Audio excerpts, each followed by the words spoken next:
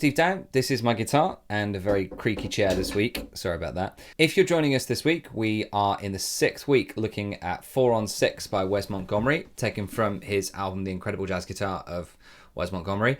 Very modest title there. It's an incredible album if you haven't listened to it, so definitely go and grab it, hopefully in physical copy or something that isn't Spotify, if you are going to have a listen to it. We're going to take a look at the 5th chorus in this particular episode, so if you do want to get a better overview of the tune, then do go back and have a look at the rest of them. I've put everything into a playlist on my YouTube channel, so you should be able to see that somewhere. Or there should be a link up there or down below or something like that for you to be able to find that playlist. This week we're going to take a look at some of Wes's Lydian Dominant ideas and kind of whole tony kind of approaches.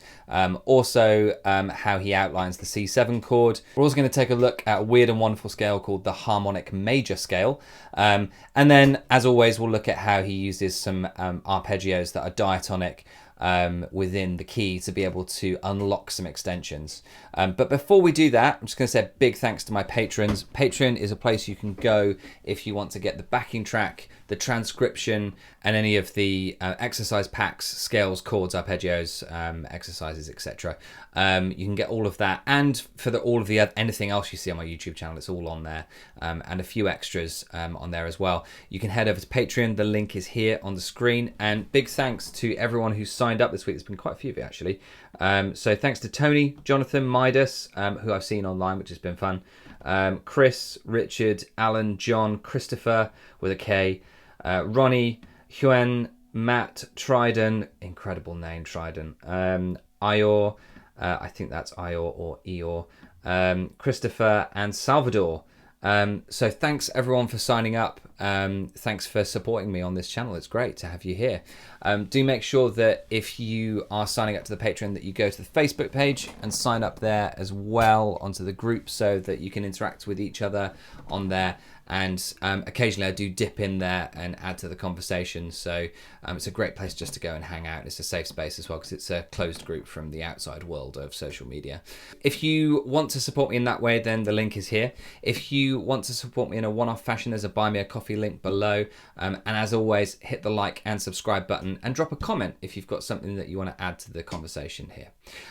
Let's get stuck in. So let's take a look at the first 4 bars of this chorus. Here's that.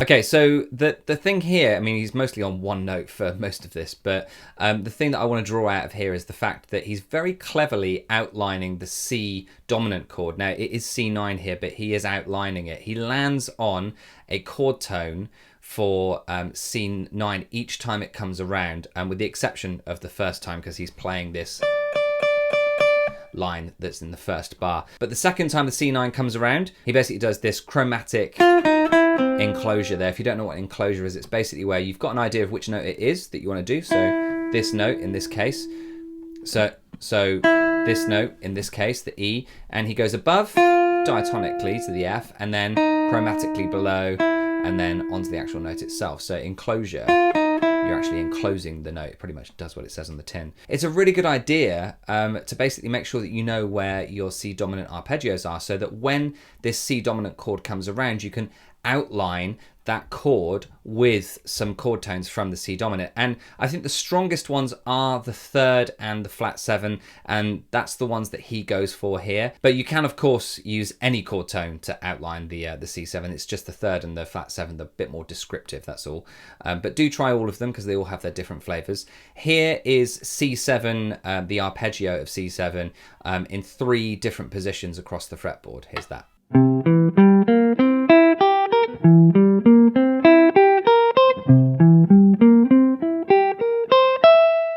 And then here's an exercise for you guys to learn, to try out. Obviously do have a go at doing it yourself, but here's an example of me using the approach that Wes has shown us.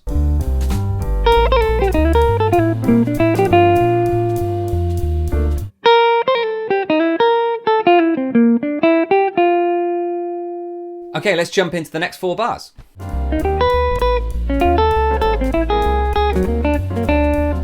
Okay, so here we're in Lydian Dominant land. So a Lydian Dominant scale is the fourth mode of the melodic minor scale. So that's basically taking the melodic minor and then starting on the fourth note. He uses the melodic minor scale over the top of the dominant ninth chords that we've got here in this kind of array of 2, 5, 1. So it's in reference to the second chord of each group of chords here. So that's going to be F, E flat, D, and then A flat.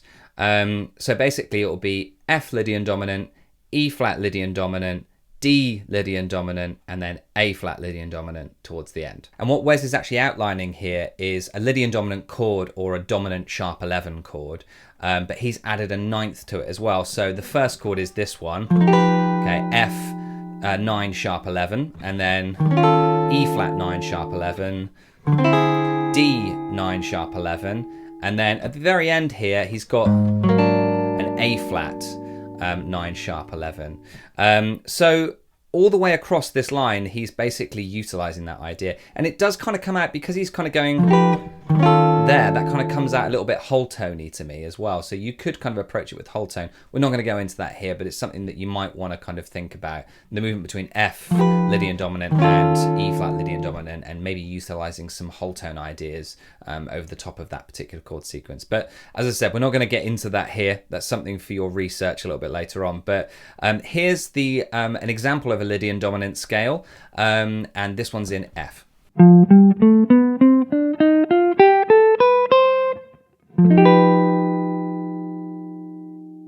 And so what you'll see is Wes is using the top 3 notes from that Lydian Dominant chord at the end there, but moving it down. Which is a great example of following an idea all the way through the chord sequence, which is really hard to do. But basically all he's doing is basically just kind of copy and pasting the idea. And I know that sounds bad, but it's not. It's basically showing you that he's thinking in a motif.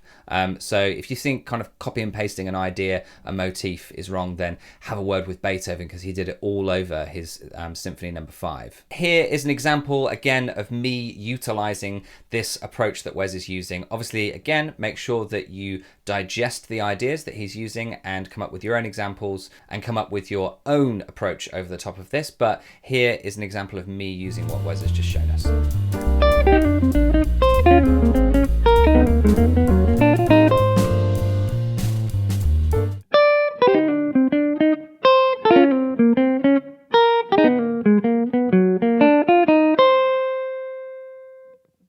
Let's have a look at the next 4 bars.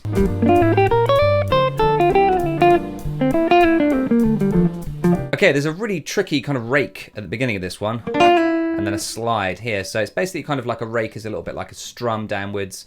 So it's the same kind of technique, but you've got to make sure that you stop rather than going all the way through to the top string. So stop at the second string and then slide back into that 5th fret, into the E natural. And that's a really tricky line there to articulate properly. It took me a couple of goes to get that right.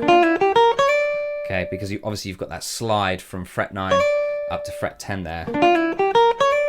Okay, and then some more kind of really fun ideas that he's doing here. Some chromatic enclosure there again. And he's going chromatically from G all the way down through to E, and then going to the target note, which is that F. Okay, and that's a really tricky idea there with that pull-off line, because you've got to use all 4 fingers for that, and then going back onto obviously the target note at the end there. So do slow that down and practice your pull-offs there, making sure that each note is heard at the same level, because you basically don't want any notes to get lost in that line. And I kind of want to pause here for a bit and just kind of spend some time here, because what this line is actually drawing out is almost kind of like a D-7 idea. The thing that draws me to that, despite the fact that there's no D in there, the thing that draws me to it is just the A and the F that's there. And the kind of, real emphasis on that F there. And basically here, the reason why I've kind of like drawn this out is because this is something that Wes does quite a lot. He does use, when he's got a minor chord like G minor going on underneath, he will use a minor arpeggio built off of the dominant note. So for example, D is our dominant note here, and he uses a minor arpeggio built off of the top of that. And what that does is that gives us the extensions. So it gives us, obviously the D is your fifth, but it gives us the extension of the flat 7, the 9, and then if you use the minor 7 over the top of it, then it obviously also gives us the 11th there as well. Wes doesn't actually use the C note there, but you can add that in as well. And that's what I've done in the example you're going to see in a second. But here is the D-7 arpeggio, if you don't already know it.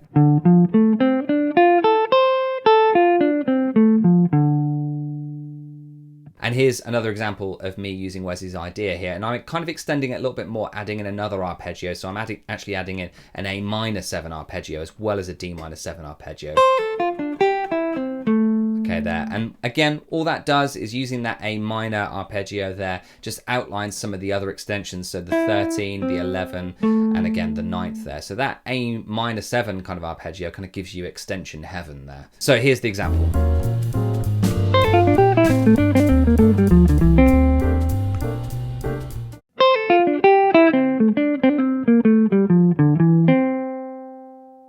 Okay, let's take a look at the last 4 bars.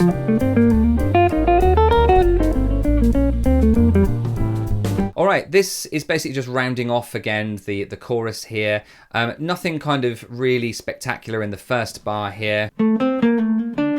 He's basically setting up a B flat major 7 arpeggio there. Remember, that's just the relative major over the top of that. But the thing that's really interesting is in the second bar. Now, I'm in 2 minds as to whether he was actually conscious of the fact that he was doing what I'm about to explain, or whether it's just something that kind of sounded good. Now, I have absolutely no idea. But basically what it looks like he's doing here is he's using a scale called the B flat harmonic major scale. Now the harmonic major scale is basically the same as a normal major scale, but you add in a flat 6. That gives you, in this particular instance, that semitonal movement from the 5th to the flat 6th there, which, you know, coupled with the semitone movement from the major 7th to the tonic, gives you a really quite kind of exotic kind of sound. Here's the scale played.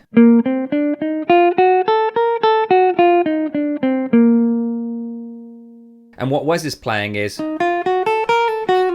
now we don't hear the root note, he doesn't go any further down, so that's where I'm kind of guessing. At the very least, he's using the harmonic minor scale, because he's adding in to that kind of G minor area an F sharp, which would kind of give you an idea that yes, he's using a harmonic minor scale. But because we've got the presence of the F natural there as well, that kind of makes me think, oh, actually maybe he's thinking B flat harmonic major. And that's not uncommon around this time. Wayne Shorter uses, over the top of a minor 2-5-1, the relative major harmonic major scale over the top of it. So it could be something that he's actually kind of heard, picked up and used as an idea in his solo, or it could be just a line that he thought, oh, this sounds really good, I'll kind of do some harmonic minor ideas and then add in that note because it's next door as a neighbor note. Who knows what his actual approach was there, but I'm giving you the harmonic major scale for you to have a go at anyway, and here's an example of me using it.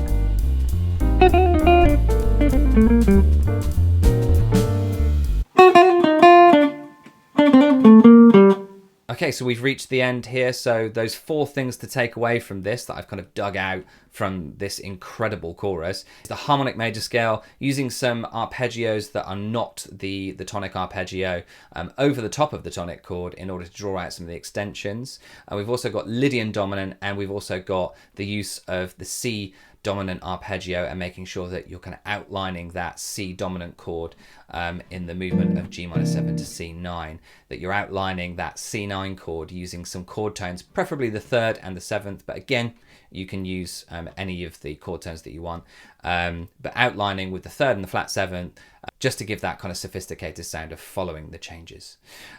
So don't forget to go over to the Patreon channel. Link is on the screen here to get the transcription from today and all of the exercises that you've seen on screen, and also the backing track, which was created by me with my friends Matt Carter, Jamie Sefton, and Joe Harris.